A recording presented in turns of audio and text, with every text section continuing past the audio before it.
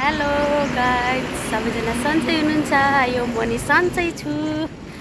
आज चाहिँ गर्मी धेरै छैन, तर अलिअलि गर्मी छ। अनि यहाँ चाहिँ यस्तो छ, हामीले आज मेवा खाने भनेर मेवा निकाल्न लाग्छौँ।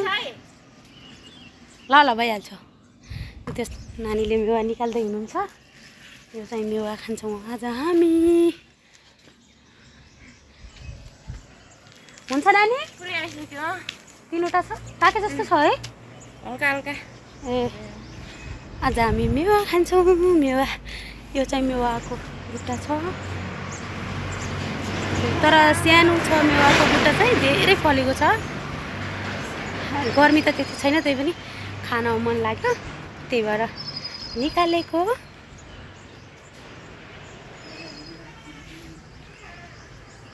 लसुन छ, अनि धनियाँ, टिमुर, अनि यो चाहिँ अमिलो कागती चाहिँ घरबाट त्यो निचोरेर ल्याएको हाम्रो पहाडबाट। अहिले चाहिँ हामी यो हालेर खान्छौँ मेवा। हामी चाहिँ पिस्न लाग्छौँ आज मेवा खाने। नानी चाहिँ मेवा छिल्न लाग्छ। यस्तो पिस्यो भने मिठो हुन्छ होला नानी?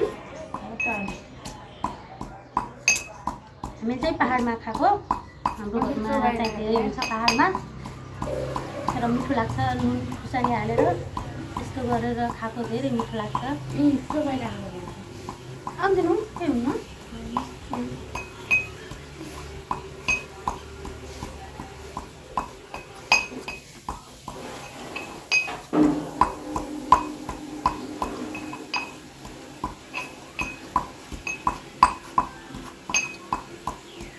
नानीले यस्तो कहिले खानुभएको थिएन अगाडि? मिठो हुन्छ है।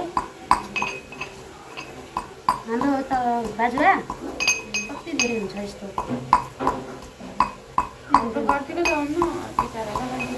दिदीको घरमा हाम्रो त त्यो खोला नजिकै छ नि, बारीमा कति धेरै हुन्थ्यो। पहिला स्कुल पढ्दाखेरि विद्यार्थी सब माग्थ्यो हाम्रो साथीहरूले। टिफिन टाइम भयो भने चाहिँ हाम्रो त्यो नुन र खुर्सानी त बस्दै बस्दैन थियो। एक प्याकेट नुन एक हप्ता पनि चल्दैन। माग्यो त्यो सिस्नु पनि खान्थ्यो कि मानेर। हेलो गाइस, हाम्रो नुन चाहिँ यस्तो हो। अनि हामी यसमा चाहिँ अमिलो हाल्छौँ। अमिलो हालेको मेवामा यति मिठो हुन्छ। पछि हालेर हुन्छ यसमा हालिहाल्यो होइन अहिले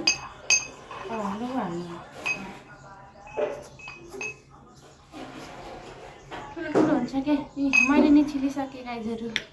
मिठो छ, एउटा मिठो, धेरै मिठो छ। चर्को छैन, यसरी खानुपर्छ। यहाँको त्यो काठसँग पखाल्दा दुईवटा बनाए पनि भइहाल्छ है। हुन्छ, धेरै खान सकिन्न। धेरै चाहिँ हामी खान सक्नु, हजुरहरू आउनुहोला।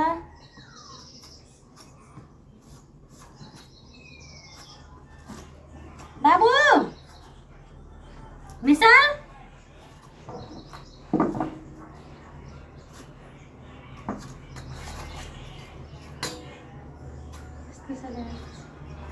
मिठो हुन्छ, मलाई चाहिँ मन पर्छ। बाबु मोबाइल हेर्न लाग्यो है, त्यही भएर नआएको। बाबु निशाल, ल अर्को नि तार भयो हाम्रो। त्यो बोतलको पानी लिएर आऊ त।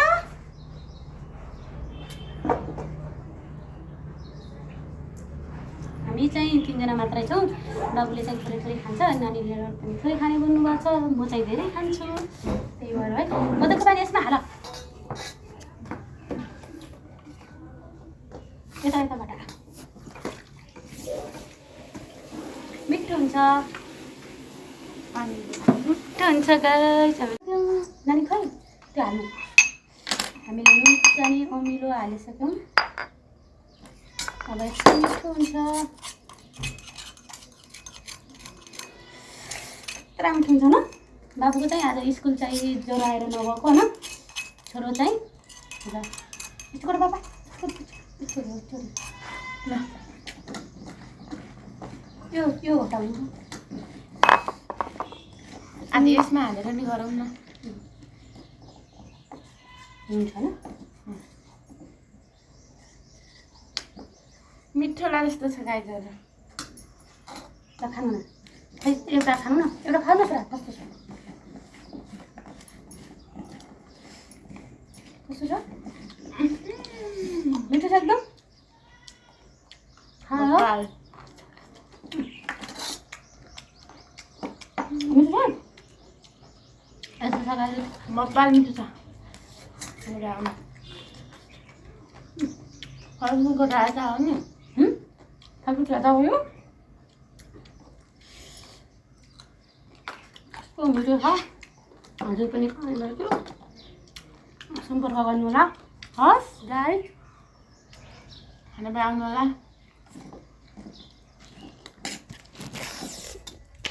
खाने भएपछि आउनु होला ल हामी 3 जना खाँदैछौँ